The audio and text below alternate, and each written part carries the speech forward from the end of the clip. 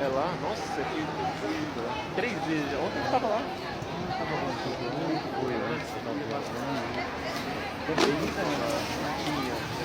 Oi?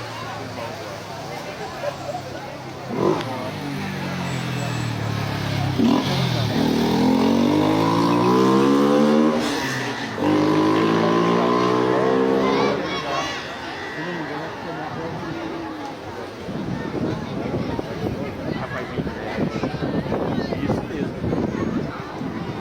Ele não é de Arujá, ele é de Jardim das Oliveiras.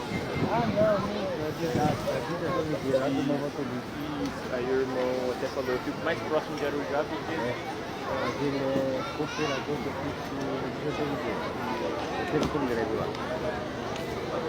que palavra.